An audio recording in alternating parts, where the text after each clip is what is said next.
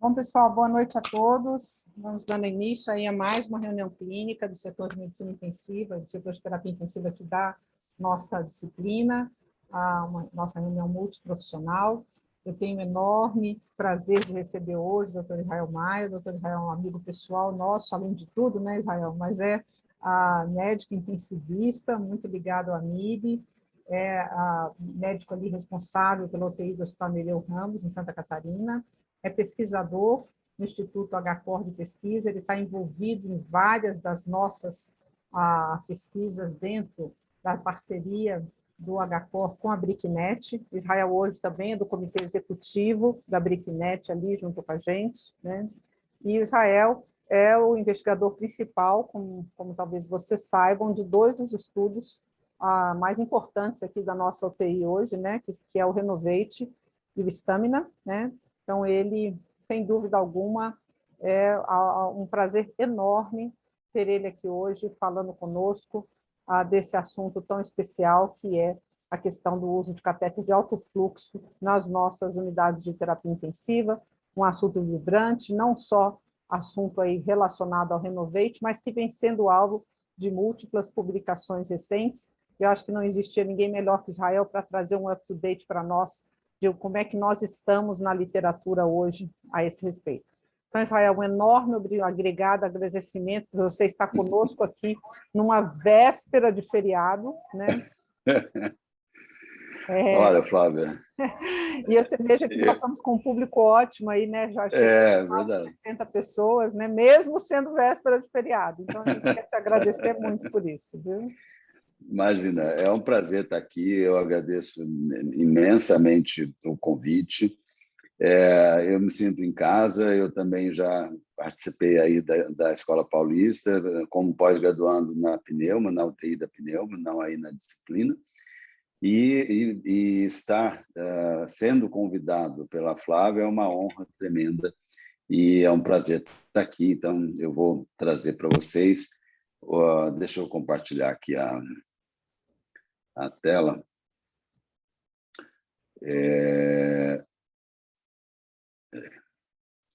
Manda apresentação, vou diminuir aqui. Opa. Ok. A ideia é a gente falar, então, sobre as evidências do uso do catéter de alto fluxo na UTI, né? Eu tentei fazer um resumão, né? Tem bastante coisa para a gente passar por aí, mas depois, no final, quando a gente pode discutir, fazer algumas perguntas daquilo que vocês tiverem de dúvidas, né? Os meus conflitos de interesse, então, como a Flávia bem falou, eu sou, então, o investigador principal do Renovate, e a gente recebe o dispositivo da ficha para os centros, tá? Então, esse é o meu conflito de interesse. O que eu gostaria de passar aí com vocês? Olhar um pouquinho o mecanismo de ação do catéter, as potenciais dificuldades que a gente tenha, né? A lesão auto-infligida, utilização aí do SENAF na insuficiência respiratória hipoxêmica, os preditores de falha do SENAF, na pós-extubação, no pós-operatório, no DPOC, na pré-oxigenação e oxigenação apneica e naqueles que têm as diretivas de não intubação. Então, aí é uma agenda extensa, a gente vai tentar, nos próximos 40 minutos, cumpri-la, né? Esse é o dispositivo, a maioria de vocês já deve ter visto aí na UTI, e que a gente utiliza no Renovate também. Quanto ao mecanismo de ação, então, o catéter de alto fluxo, ele garante a FiO2 que ele está entregando ao paciente, né? É diferente da Venturi, por exemplo, onde no paciente com insuficiência respiratória, ele aumenta muito a necessidade de fluxo inspiratório. E se eu não aumento esse fluxo para o paciente, o que ele vai fazer? Ele vai arrastar o ar do ar ambiente, né? E isso dilui o ar que está entrando, está sendo fornecido para o paciente.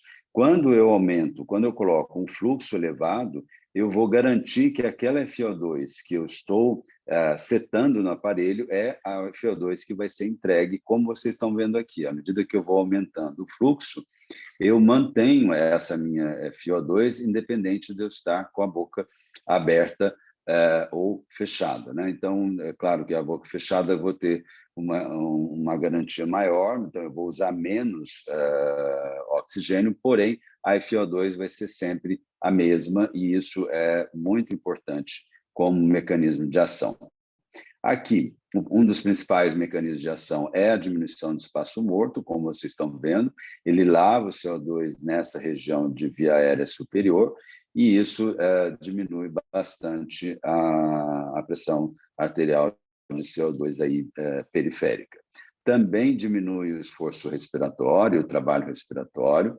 Isso então, diminuindo a atividade da musculatura aí acessória, aumenta o volume expiratório final, como vocês veem nessas imagens de tomografia de impedância elétrica. À medida que eu vou aumentando o meu fluxo, eu aumento a minha ventilação, né? Então, aqui, nitidamente, nessa imagem de tomografia, a gente vê que a ventilação aumenta com o aumento do fluxo que a gente utiliza no SENAP, né? E, além disso, ele aumenta também a pressão. Ele não aumenta muito a pressão de via aérea. Nós temos aí, com a boca fechada, a gente chega na expiração a quase 6 centímetros de água. Então, não é uma PIP tão elevada, mas ele garante uma pressão de via aérea mínima, tá? Quando eu comparo com a Venturi, então vocês veem, olha, eu tenho melhora da troca gasosa no alto fluxo, eu tenho um PCO2 que vai cair mais no alto fluxo do que na Venturi, uma saturação que é maior no alto fluxo do que na Venturi, e a frequência respiratória, que diminui bastante no alto fluxo e trazendo as consequências clínicas importantes para os nossos pacientes. Porém, nem tudo são flores, né? A gente também pode ter alterações aí com a utilização do catéter. Então, para a gente poder entender, a gente tem que entender o mecanismo aí de possível lesão autoinfligida. Se a gente olhar nesse gráfico aqui do meio, nós estamos falando de um paciente em respiração espontânea. Então, a diferença entre a pressão da via aérea e a incursão negativa, que é a pressão pleural, aqui representada pela pressão esofagiana, através da passagem do cateter esofagiano. Então, quanto maior essa diferença, que a gente chama, então, de pressão transpulmonar, que nada mais é que o estresse. Então, o estresse que eu tenho sobre o parênquima é a minha pressão transpulmonar. Então, quanto mais esforço o meu paciente faz, maior a transpulmonar, consequentemente, maior a chance de lesão pulmonar. E se eu der um suporte respiratório para esse paciente, diminuir o meu esforço, consequentemente, eu diminuo a transpulmonar e a chance de lesão do parênquima, né? Mas, naqueles pacientes com insuficiência respiratória hipoxêmica, a gente tem uma diferença aí entre as áreas não dependentes das áreas dependentes, né? Vocês veem que o esforço nas áreas não dependentes é muito menor do que nas áreas dependentes. E isso aumenta muito o estresse sobre essas áreas. Quando eu coloco uma PIP nesses pacientes em respiração espontânea, eu diminuo essa minha incursão negativa, diminuo, portanto, o meu esforço, né? Diminuo a minha transpulmonar e, consequentemente, o meu estresse sobre o parênquima. Mas não é só isso. A gente sabe que, bem no início da inspiração, a gente tem um movimento aí dentro do pulmão de ar das áreas, né, das áreas superiores ou das áreas não dependentes para as áreas dependentes. E isso a gente vê exatamente aqui, bem no início da inspiração. O que acontece? Eu tenho uma incursão negativa, mostrando, então, que tem uma desinsuflação das áreas não dependentes, e nas áreas dependentes, elas insuflam. Então, eu tenho esse movimento de variação de ar das áreas não dependentes para as áreas dependentes, que nós chamamos de Pendeluft. E isso a gente vê bem claro, mesmo nesse PET, onde a gente entende que nessas áreas eu tenho uma desinsuflação e nas áreas dependentes eu tenho uma insuflação. E o que vai acontecer? Como isso faz toda a respiração, né? O que eu vou provocar? Eu vou provocar o chamado thyrorecruitment, que é a hiperdistensão inspiratória do alvéolo. A cada respiração ele abre e fecha, mas hiperdistendido. E essa hiperdistensão leva, portanto, à possibilidade de lesão autoinfligida, né? Por quê? O que a gente faz para diminuir esse Pendeluft? Ou eu vou fazer uma paralisia para poder diminuir efetivamente todo o meu esforço, né? Ou então eu vou colocar uma PIP, e aí eu vou diminuir o meu esforço também, né? Mas, no alto fluxo, qual o problema do alto fluxo? Então, eu tenho uma respiração espontânea, eu tenho uma possibilidade de Pendeluft, eu tenho uma insuficiência respiratória hipoxêmica, eu tenho um esforço respiratório aumentado e eu tenho pouca pressão expiratória. Portanto, a chance de lesão autoinfligida no alto fluxo ele existe, ela não é única e exclusivamente da VNI, onde a gente sabe que o volume corrente é muito mais alto, né? E, portanto, a chance de lesão autoinfligida, né, pelo excesso de volume ali na VNI é maior. Mas o alto fluxo também, através desse mecanismo de Pendeluft, é possível de causar lesão autoinfligida. Agora, olhando para a literatura, entrando nas evidências realmente, que é o tema da aula, então eu vou dividir aí por tipos de insuficiência respiratória. Vamos falar primeiro da hipoxêmica, que é a mais comum e é a mais estudada. Nós temos esse estudo que foi dos franceses, publicado em 2015, que foi o estudo que realmente colocou em evidência o catéter de alto fluxo, onde eles compararam a não invasiva com a não invasiva, o oxigênio e o catéter de alto fluxo, né? E era um estudo grande, 300 pacientes em cada braço desse. O desfecho primário era a porcentagem de pacientes que necessitavam de intubação dentro de 28 dias, e no desfecho primário isso não houve diferença significativa. Então, a taxa de intubação foi parecida.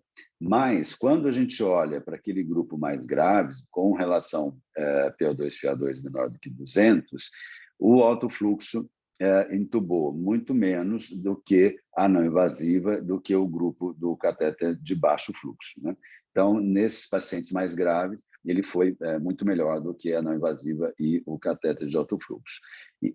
Desculpa, de baixo fluxo. E a mortalidade de 90 dias? Então, aqui a gente vê que a mortalidade de 90 dias naqueles pacientes randomizados para o grupo de oxigênio de baixo fluxo, quando comparado ao alto fluxo, então, aqueles pacientes que foram randomizados só para o oxigênio de baixo fluxo, eles têm 2,3 vezes mais chance de morrer do que em 90 dias, de estar, né, de não sobreviver em 90 dias, do que aqueles que foram randomizados para o alto fluxo. A mesma coisa não invasiva.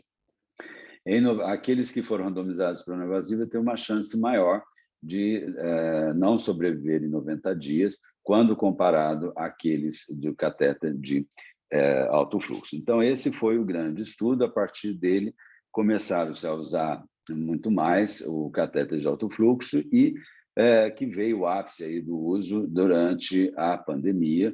Nós temos aqui os dados do registro inglês, que é o ISARI, que é o maior registro que a gente tem, e a taxa de utilização do alto fluxo na UTI foi de 46%.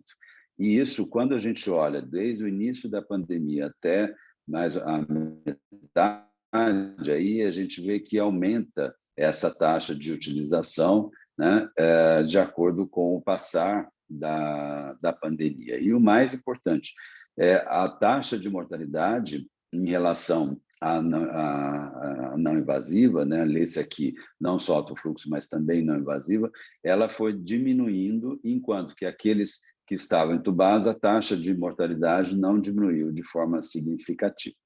Aqui no Brasil, a gente também tem esse registro, com 13 mil pacientes, né, publicado aí no CM 2021, onde o que a gente vê? A gente utilizou muito menos o cateter de alto fluxo, em torno de 6%, tá?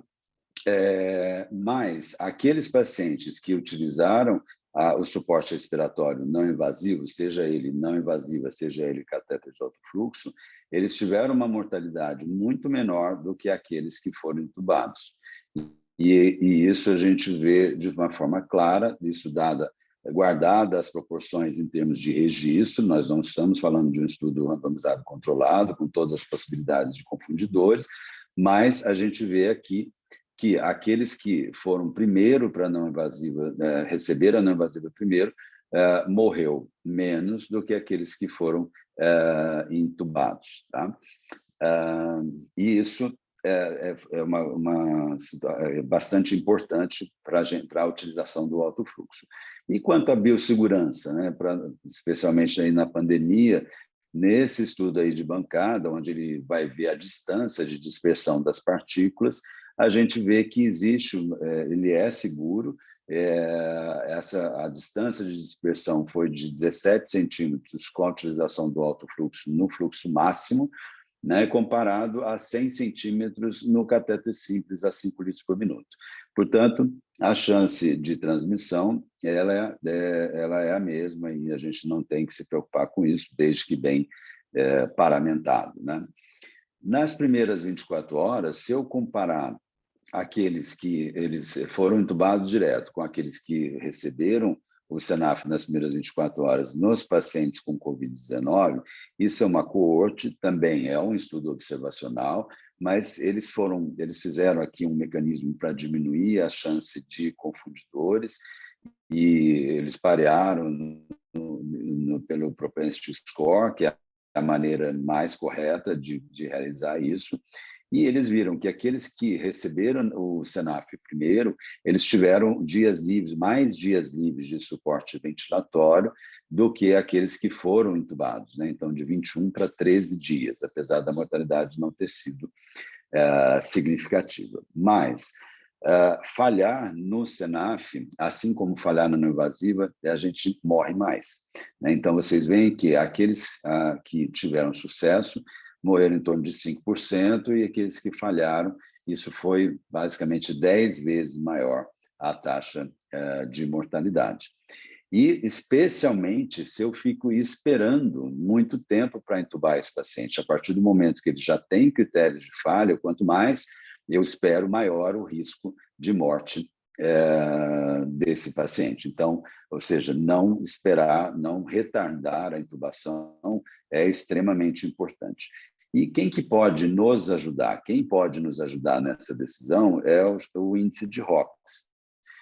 O que é o índice de ROX? Né? Ele foi validado em pacientes com pneumonia, é a divisão da saturação periférica pela FO2 que você está utilizando e pela frequência respiratória. E a gente vai olhar para esse índice com 2, com 6 e com 12 horas. E o número que consegue distinguir entre aqueles que certamente vão falhar com aqueles que têm uma chance menor de falhar é de 4,88. Então, aqueles que têm mais do que 4,88, a chance de falha é muito menor do que aqueles que têm menos que 4,88. Mas isso aqui eu trouxe porque isso não está validado, essa avaliação prática do ROX, mas eu achei bem interessante, isso é uma revisão narrativa aí dos franceses publicados no ECM em 2020, e dá uma avaliação prática aí com o ROX em 2, com 6 e com 12. Então, se eu fizer o ROX e ele tiver menos que 2,85 ou menos que 3,47 com 6 horas, ou menos que 3,85 com 12 horas, então, esse é o doente que eu devo considerar realmente fazer a intubação. Se ele ficar na metade, no meio do caminho, o que eu faço? Eu posso aumentar o suporte, né? e reavaliar depois de 30 minutos. E aí eu faço um delta, faço de novo ROX. E se esse delta for pequeno, então a chance de falha dele é alta e aí eu devo considerar a intubação. Se esse delta for maior do que 0,5, então ele deve continuar a monitorização, assim como esse número de 4,88, que me diz que a probabilidade de falha é bem menor, certo? E aí, eles validaram esse índice nos pacientes com Covid-19, ou melhor, eles tentaram validar através de uma revisão sistemática de estudos observacionais, e o que eles viram? Que a área sobre a curva para esse tipo de paciente, utilizando o ROX, né, é bem boa, de 0,81, e, portanto, ele é um índice que a gente pode utilizar mesmo nos pacientes com Covid-19. Quando a gente joga isso para esse diagrama de Fagan, como é que a gente interpreta isso? Então, se eu não estou usando nada num paciente com insuficiência respiratória hipoxêmica, eu tenho uma chance de ser entubado em torno de 50%. E aí eu coloco o catéter e faço o ROX. Se esse ROX ele estiver abaixo de 5, né, essa chance de ser entubado ela aumenta para 77%. Se ele estiver acima de 5, essa chance de ser entubado ela cai para 27%, e mostrando a importância do índice. Olhando para outros estudos, né, então, quando comparamos a não invasiva administrada através do capacete, o helmet, comparado com o catéter, esse é o estudo dos italianos, publicado no JAMA em 2021. Também ele não foi programado para a Covid-19, mas no meio da pandemia entraram 100% dos pacientes foi Covid-19.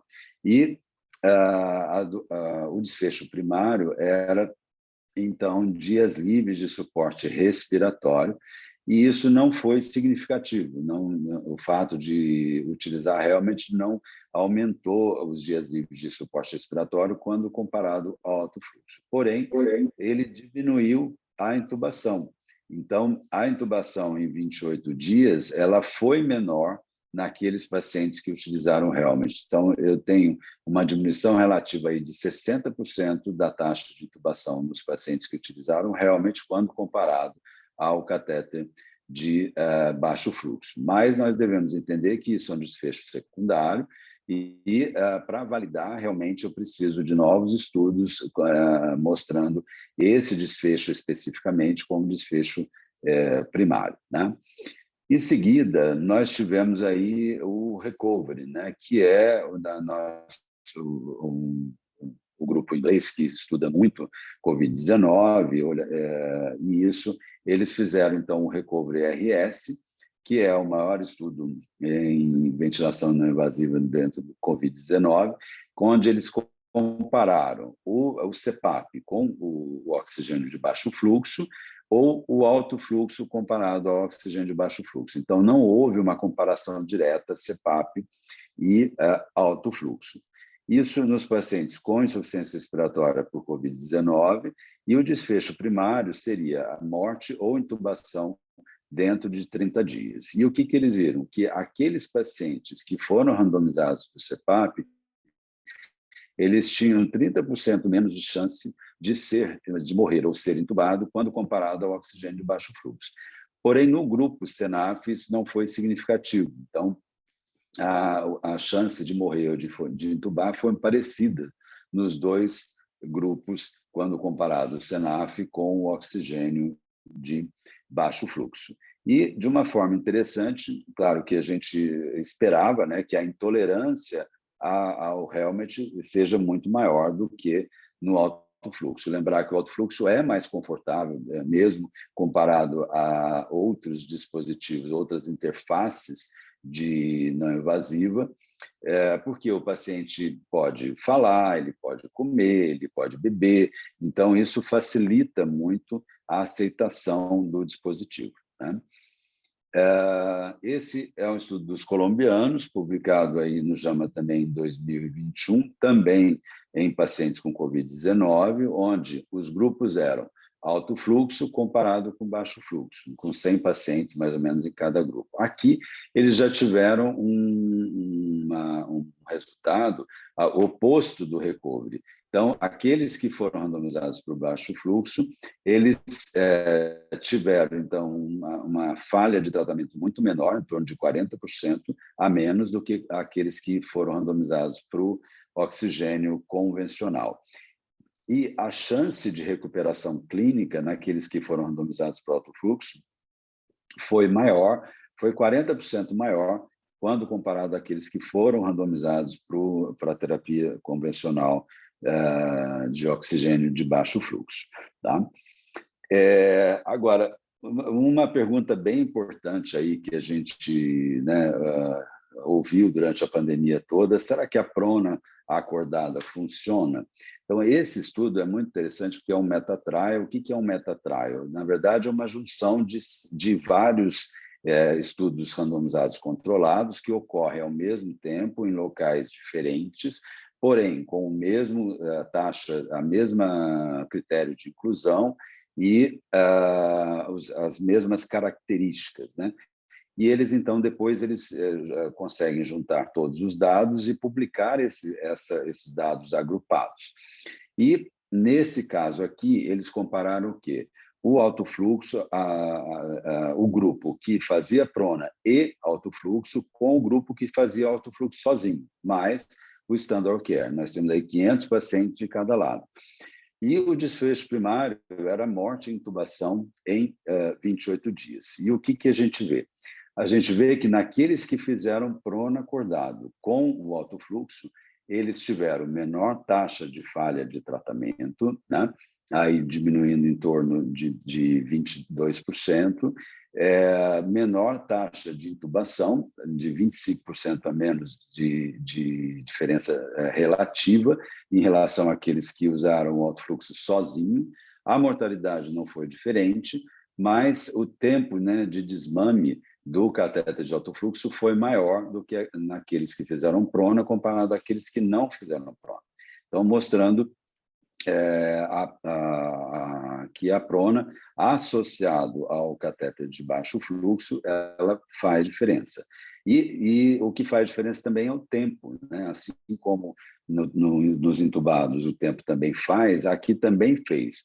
Aqueles que usaram menos de 8 horas, fizeram prona menos de 8 horas, a falha de tratamento foi de 48%, quando comparado àqueles que utilizaram mais de 8 horas de prona e alto fluxo, a falha de tratamento foi de 17%, muito menor.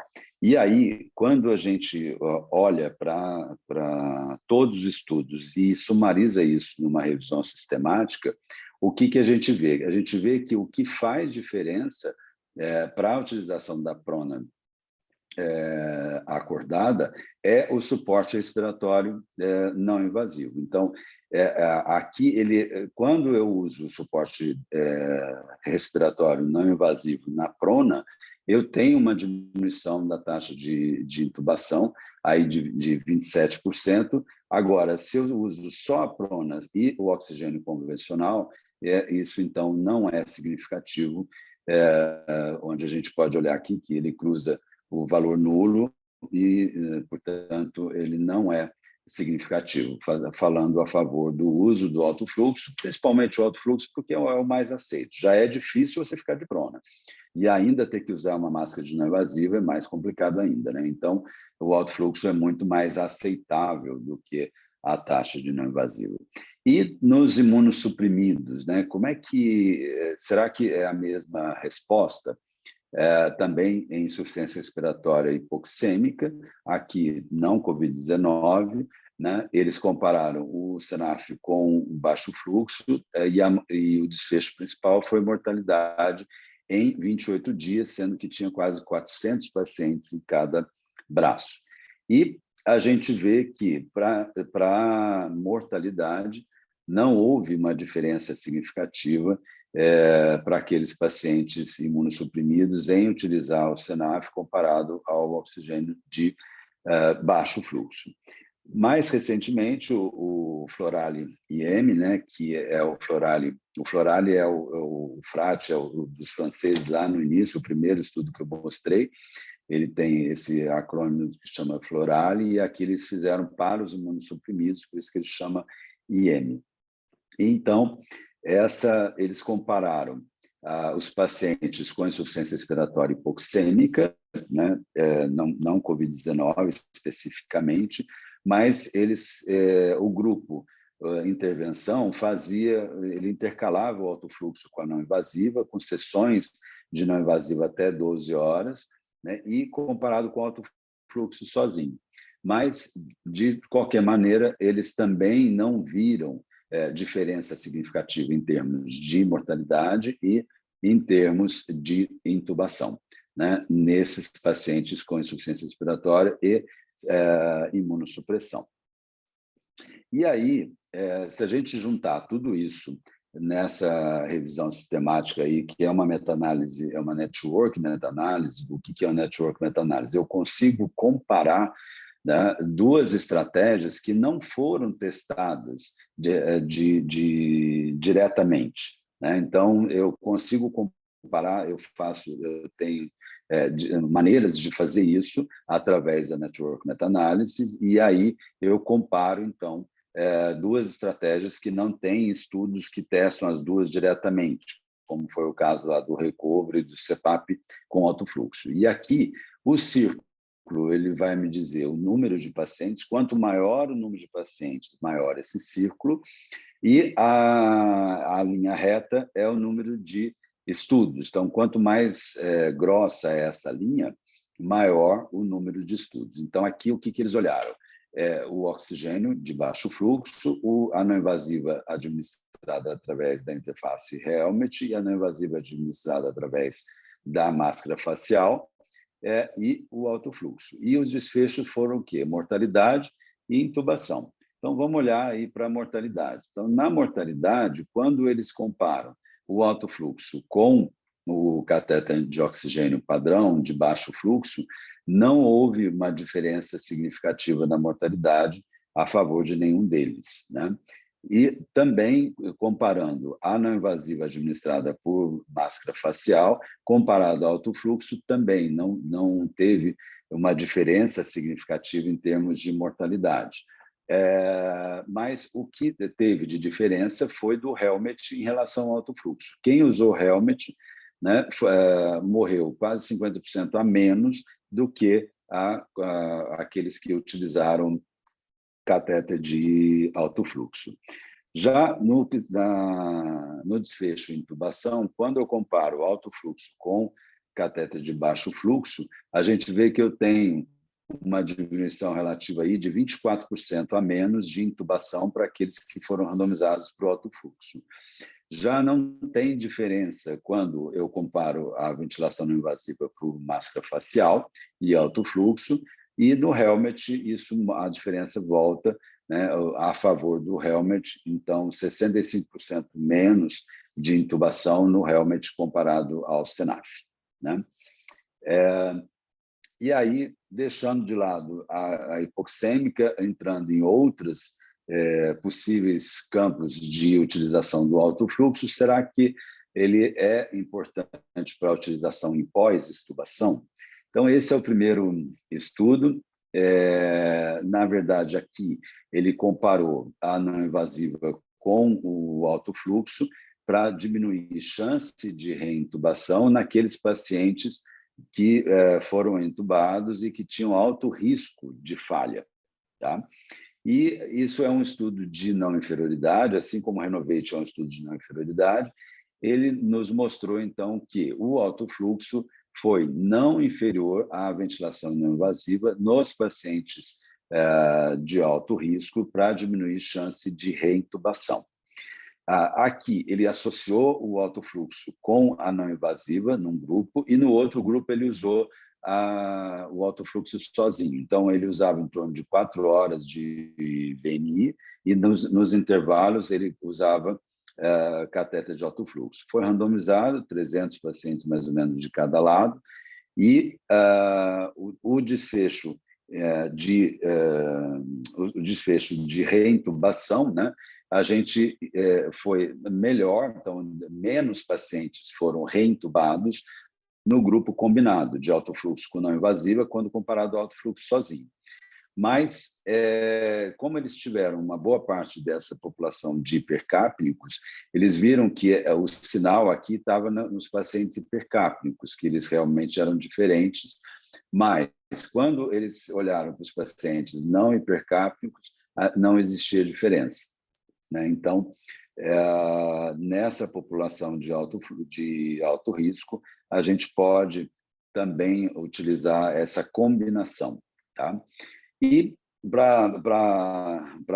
mostrando esse estudo aí para a doutora Flávia, né, nossa grande pesquisadora em sepsis, aqui, então, são todos os pacientes com sepsis, independente dele de alto risco ou não de reintubação, e compara a não invasiva com o catéter de alto fluxo e, em termos de reintubação, não houve diferença significativa nesses pacientes entre não invasiva e alto fluxo.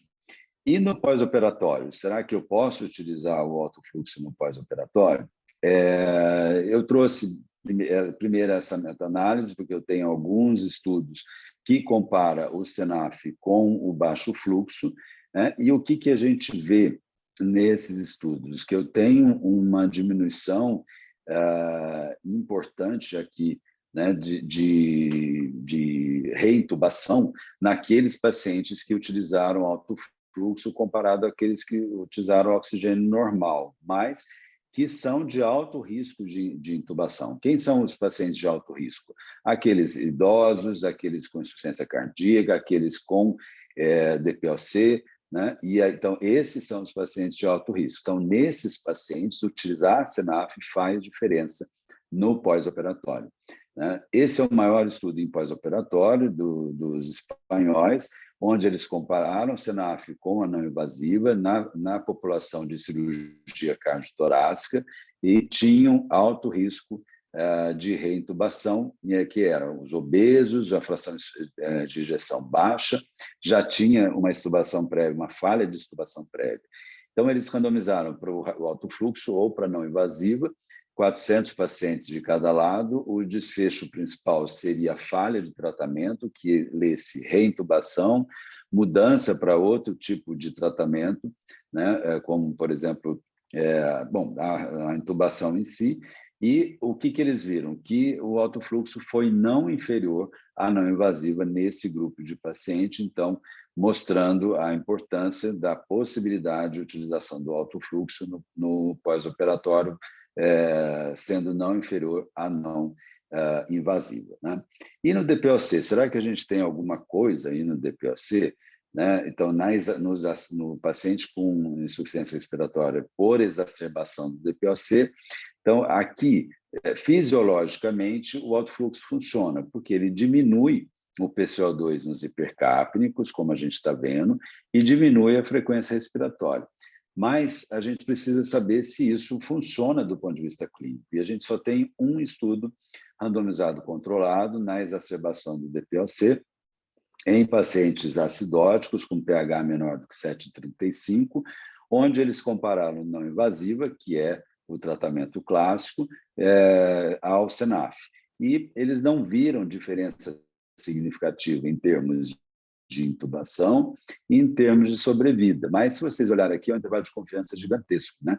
E mostrando para a gente que o estudo não tinha poder efetivo para poder responder essa pergunta, né? Mas é o único estudo que a gente tem e novos estudos ainda são muito bem-vindos para responder. Nós temos 3 estudos em andamento, um deles é o Renovate também estuda essa população de exacerbação e, quem sabe, a gente não ajuda na resposta se vale a pena utilizar alto fluxo ou não para o DPOC. Nesse caso aqui, o importante é que o alto fluxo ele melhorou, então, o pH, ele era acidótico e o pH normalizou com a utilização do alto fluxo.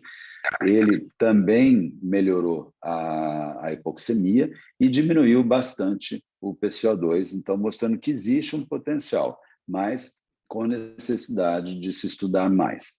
E pós-extubação, o DPOC, a gente também sabe que pós-extubação a VNI é importante, mas se eu comparar o alto fluxo com a VNI, será que o alto fluxo é melhor? É um estudo pequeno, né? E que, nesse caso aqui, é um DPOC que foi estubado, a taxa de reintubação não foi diferente entre os dois grupos, mas, com certeza, novos estudos são também bem-vindos, né? Na pré-oxigenação e na oxigenação apneica, lembrar que a pré-oxigenação ela começa quando eu estou começando a fazer a sedação aí do paciente para intubar, até a laringoscopia. E a oxigenação apneica da laringoscopia até a intubação. Então, será que eu utilizar SENAF nessa população ou nessas situações, isso vai ser melhor? Tá? Então, aqui, a gente tem uma comparação, aqui é um componente misto, ele utilizou não invasiva e mais o catéter de alto fluxo, o SENAF, mas eu quis trazer uma meta-análise também, uma network meta-análise, onde a gente pode ter uma visão maior. E o que eles viram aqui? Quando eu comparo utilizar a SENAF com o catéter de baixo fluxo, tem diferença significativa em termos de dessaturação, né? Mas a não invasiva, o paciente dessatura menos do que a utilizar catéter de baixo fluxo. Se eu comparo os dois, alto fluxo com não invasiva, eu também tenho uma chance maior aí de ter a saturação menor naqueles com alto fluxo do que comparado à não invasiva. Então, ou seja, a não invasiva tem um papel fundamental aqui, né? E o alto fluxo não é superior à não invasiva nesse grupo de pacientes. E a mesma coisa relacionada às complicações de intubação. Aqui já o alto fluxo ele diminui essas complicações, quando comparado ao baixo fluxo. A não invasiva também diminui, e aqui, quando comparo os dois, eu não tenho diferença em termos de complicações. Então, esse é uma outra possibilidade de utilizar o alto fluxo. Aqui nós estamos falando de pacientes com insuficiência respiratória aguda, criticamente enfermos, né? Então, são pacientes da UTI. E na oxigenação apneica, a gente tem poucos estudos, poucos pacientes, e a gente tem pouca conclusão, na verdade, mas a gente vê que não tem diferença eu utilizar o alto fluxo para poder diminuir chance de hipoxemia grave, diminuir a chance de dessaturar de uma forma significativa. Mas aqui, nesse sumário desses vários estudos, a gente vê que houve, naqueles que utilizaram alto fluxo, houve uma diminuição do tempo de estadia em UTI. Mas são estudos pequenos, mais uma vez, e que precisam ser reproduzidos, ou são estudos pequenos, ou são estudos com análise pós-hoc, ou seja, depois que o estudo acabou, eu peguei aquela população e fui avaliar, né? Então, não tem o mesmo significado de eu fazer um randomizado controlado. E, por fim, aí nós estamos falando daqueles pacientes com a diretiva de não intubação. Então, será que utilizar a SENAF nesses pacientes ajuda a diminuir a dispneia, né? Então, esse é o tipo de paciente que a gente tem dois objetivos: diminuir a dispneia e diminuir dor.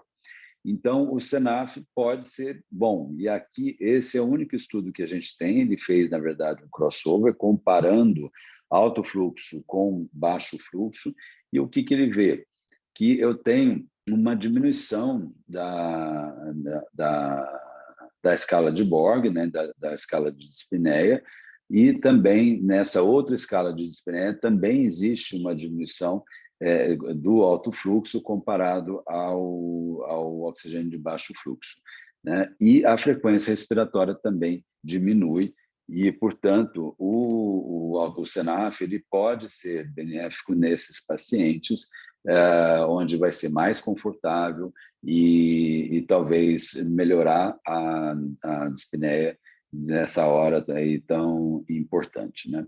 Com perspectiva futura, né, esse paciente parece meio um robô, mas, na verdade, ele está usando um helmet, né? Então, a gente sabe que o helmet ele tem um espaço morto muito grande, portanto, a chance de reinalação do CO2 é muito grande, e ele, consequentemente, vai ter um CO2 exalado aí maior, né?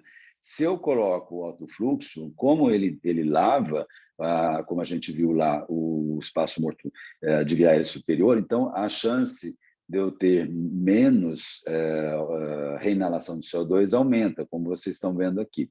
Então, pode ser que no futuro a gente tenha, né, essa possibilidade de utilizar helmet e alto fluxo como uma possibilidade para esses pacientes, mas aqui é muito mais caro, muito mais desconfortável, e é difícil a gente ter um paciente que vai aceitar utilizar esses dois modos, né?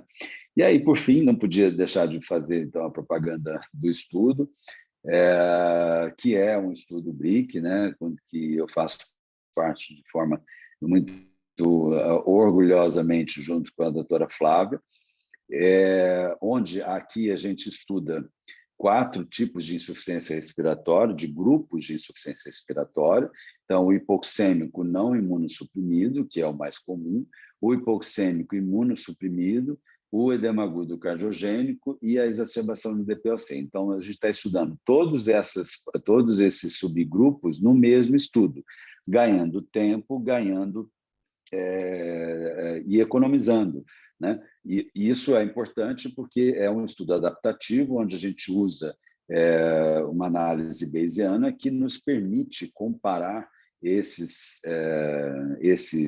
grupos, mesmo com um número pequeno de pacientes, né? Então, isso é importante.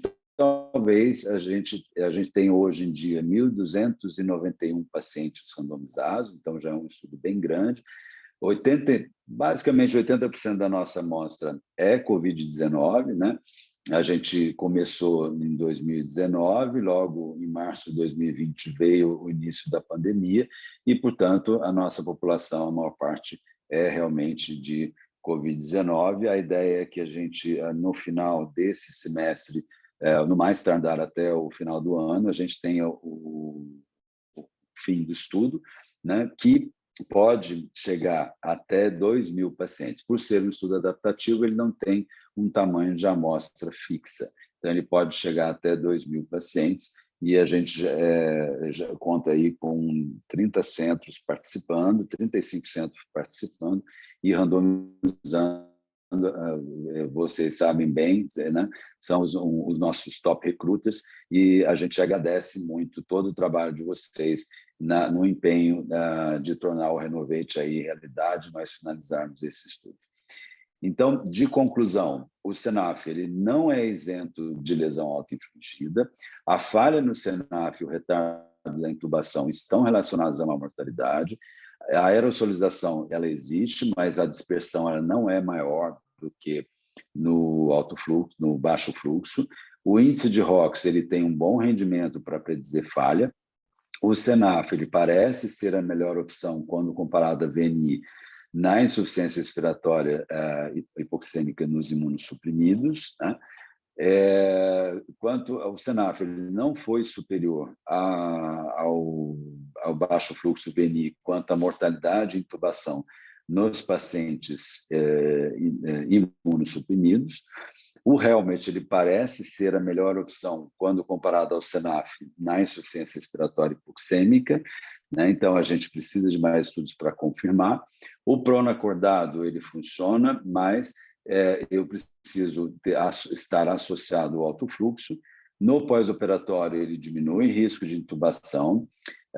No DPLC, eu tenho muito pouco estudo, eu preciso de novos estudos para poder definir isso. Como pré-oxigenação, a VNI é a melhor opção quando comparado ao CENAF. Eu preciso de mais estudos para definir se vale a pena utilizar a CENAF na oxigenação apneica e naqueles com diretiva de não intubação, então o CENAF diminui a sensação de dispneia e frequência respiratória, sendo uma possibilidade para dar maior conforto para esses pacientes. E é isso, eu agradeço muito, espero que todos vocês tenham gostado aí da aula e eu estou à disposição para qualquer discussão que, porventura, vocês queiram fazer. Obrigado, Flávio, mais uma vez. Imagina, Israel, obrigada pela excelente apresentação, né? A gente sabe que é um assunto muito extenso. Temos já algumas perguntas para você aqui. Eu também tenho algumas perguntas, se a gente tiver tempo. Você, aqui a Natália está perguntando se quando tem um paciente com ROX desfavorável, se você optaria inicialmente por aumentar o suporte pelo fluxo ou pelo IFO2. O que você faria no caso desse paciente? Que está no Então, KNAF, nesse caso, o aumento do fluxo é mais importante, né? Porque o fluxo é o que diminui o esforço do paciente. Então, se ele tem que melhorar, ele tem que melhorar o esforço, porque ele vai, com o fluxo, ele vai diminuir a frequência respiratória e, consequentemente, você vai ter um ROX menor, porque a frequência respiratória ali está aliás, maior, vai estar no denominador, né? Então, isso é bem importante. Então, a gente tem que olhar para o fluxo e não para a FI. É uma colocação também da Daniele, é uma dúvida comum a todos aqui, a gente já teve várias discussões sobre isso, Israel, é a questão da associação da VNI e do KNAF, né? Que eu acho que o Floral-IM, que você falou sobre o Floral-IM na apresentação, veio discutir um pouco, né? Ou seja, da não vantagem da associação. No Floral, se eu entendo bem o estudo, ele disse que não fez diferença a gente fazer o uso alternado de VNI com high flow em comparação ao high flow sozinho, tá? Mas, juntando aí com a pergunta da Daniele, eu queria te ouvir um pouco sobre isso, né? Porque eu acho que pode ser realmente, eu falar sempre isso aqui, que poderia ser um desperdício de recurso, que a gente tinha um recurso limitado nesse sentido, e se não houvesse evidência, a gente não deveria fazer, mas aqui o grupo controle foi com high flow, né? E não com VNI. Então, como é que você vê o Floral-IM, Israel, e como é que você vê no dia a dia, assim, né? Teria que ter teve crossover, teve uso de VNI também no grupo que estava randomizado pelo high flow, só para high flow único.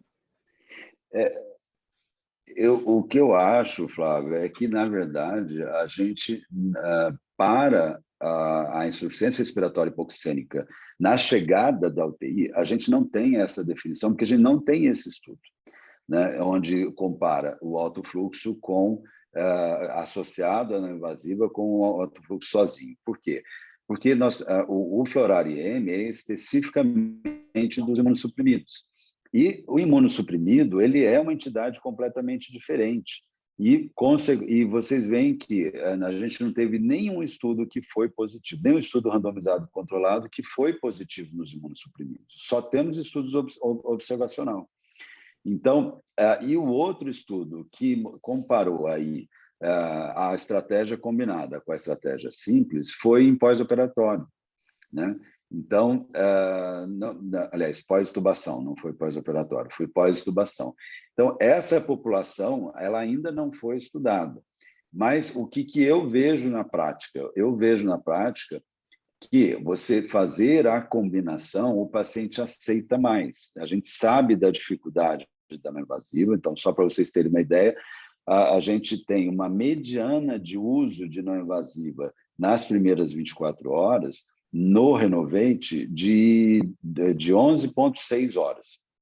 E isso, para os centros, conseguir que o paciente fique pelo menos 12 horas na ventilação não invasiva, né, com insuficiência respiratória, tem que suar. Então, precisa o médico lá conversar o tempo todo, o fisioterapeuta conversar o tempo todo. Então, se ele não tolera, e por que não utilizar o alto fluxo, que tem uma tolerância muito maior, né, intercalado? Mas eu acho que, do ponto de vista prático, ele deve funcionar. Mas a gente não tem essa resposta na literatura, porque nós não temos esse estudo na insuficiência respiratória hipoxêmica. E o Fabrício, que é o nosso coordenador da FIS aqui também, está te perguntando, ainda nessa questão confusa, né, do uso combinado, se haveria um papel para o KNAF, na verdade, no papel da VNI no desmame do KNAF. Para usar a VNI no desmame difícil do KNAF. Eu não tenho nenhum estudo que tenha olhado dessa forma, mas o que eu vejo, eu vejo que, se eu estou entendendo a pergunta, eu estou desmamando o KNAF e eu vou associar a VNI para ajudar nesse desmame, é isso? Isso. Então, eu não vejo isso de boa impressão, porque a gente tem de definição que o KNAF pode fazer diferença, né? Ele faz diferença, ele é não inferior à não invasiva para esses pós-extubação, e se eu utilizo a não invasiva, eu vou imprimir para o paciente um estresse a mais, né? E se eu tenho o KNAF à disposição, eu prefiro usar o KNAF sozinho, sem usar a não invasiva. Mas é um estudo que poderia ser feito e que a gente não tem nenhuma evidência na literatura nos respondendo essa pergunta. Pessoal, se alguém tiver mais alguma pergunta, coloca no chat, mas eu tenho uma pergunta para você, Israel. Eu achei a Diga. Conclusão dessa questão do Helmut versus KNAF meio talvez um pouco over, visto que está baseada numa network meta-análise, a gente não tem um estudo de comparação direta, né? E eu queria talvez que você falasse um pouquinho para todo mundo assim das limitações de você usar uma network meta-análise para fazer essa conclusão, né? Porque nós sabemos que realmente tem pouco estudo ainda, certo, Israel? E aquilo ali, sinceramente, para mim, parece a coisa mais incômoda do mundo. Não que VNI e KNAF não sejam igualmente incômodos, mas nós vamos ter que mostrar, talvez de outra forma, que não seja cálculos matemáticos, uma network análise, que aquilo é superior. Você não acha, não? Não, eu acho sim, eu concordo contigo. Eu acho que o Helmet, eu tenho 2 Helmets na minha UTI. E olha que eu já tentei utilizar. E os pacientes, eles realmente não toleram muito o Helmet, muito menos do que a não invasiva. Eu não sei como os italianos têm esses números tão grandes. Então, a utilização do Helmet na Itália é muito grande, eles realmente têm toda a expertise nisso, e tanto é que o principal estudo é deles, né? Mas eu acho bem difícil. Em termos de comparação indireta, ele tem uma validade muito menor, apesar de que então, quando a gente vai olhar para a network meta-análise, então a gente começa ali com o que tem de comparação direta para depois entrar na comparação indireta. Então, a validade da comparação indireta ela é menor, né? Então, a gente ter como certeza que a network meta-análise está correta, né, para poder nos dizer que o Helmet ele é melhor do que o SENAF, não é uma conclusão realmente adequada, não é a melhor conclusão. Para isso, a gente teria que fazer um estudo head-to-head, comparando os dois, né? Mas a gente tem que lembrar que o Helmet utilizado pelos italianos, ele usa pressão de suporte. E o que eu acho que é ainda mais difícil a tolerância. Então, eu não sei, eu também tenho a impressão que existe um aumento, aí, uma tentativa de achar que o Helmet é melhor, mas ele também ainda não me convence e eu acho que a gente precisa de evoluir nisso. A próxima pergunta, e eu também tenho dúvidas sobre isso, a gente aqui não usa o ROC Index muito não, sabe, Israel? É que a pergunta da Fernanda, se o ROC Index poderia ser usado em imunossuprimido em uso de KNAF, se foi validado nessa população tão desafiadora que você já nos colocou aí, né, que a gente não sabe muito bem o que fazer com ela. Na verdade, não, né?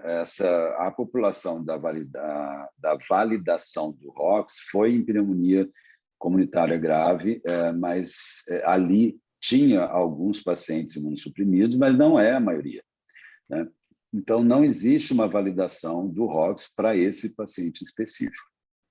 A gente utiliza o ROX como porque é a única ferramenta que a gente tem, mas definitivamente eu não tenho estudo nessa população para realmente validar o ROX. né? E nem no COVID ele é validado. Como vocês viram, o que eu mostrei ali foi uma revisão sistemática de estudos observacionais, né? Que mostra para mim ali a acurácia do ROX nesse grupo.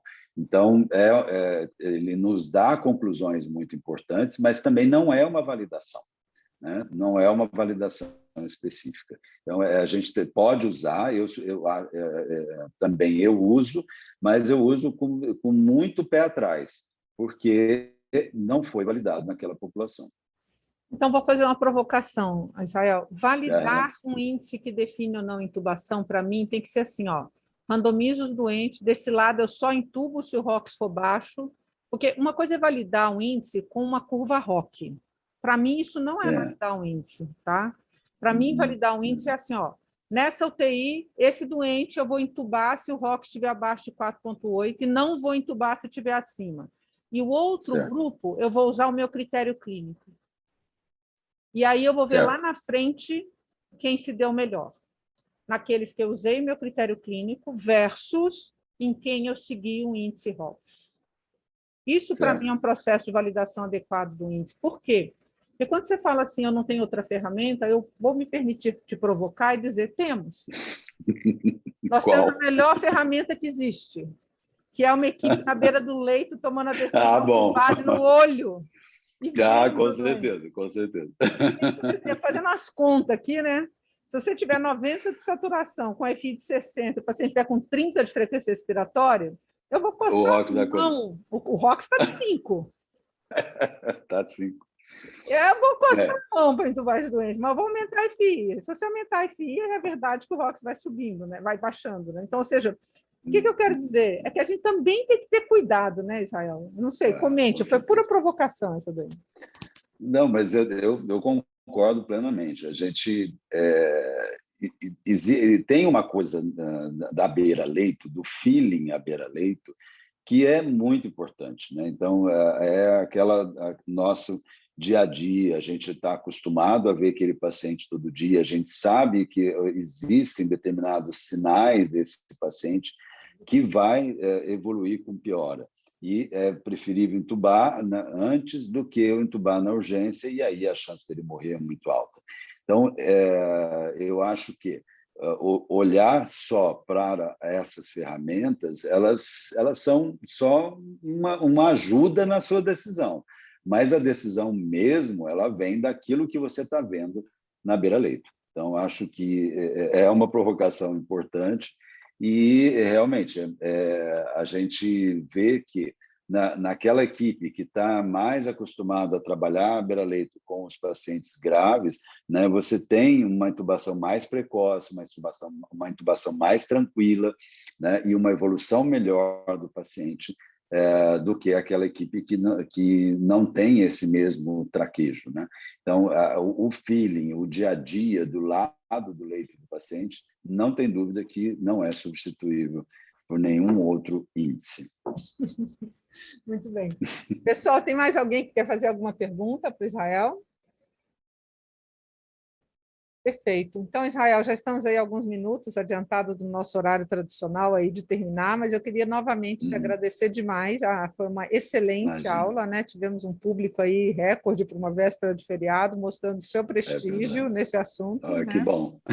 Obrigada por ter nos brindado com essa excelente apresentação. Ela vai ficar disponível no YouTube, né? Para nosso time, que possa não ter tido a oportunidade de ver você, e também para o time seu aí, sempre que quiser consultar nosso site, tá bom? Muitíssimo obrigada, boa noite a todos e uma excelente Páscoa aí para todo mundo. Obrigado, Flávia. Boa Páscoa para vocês, tá? Obrigadão. Obrigada. Tchau, tchau.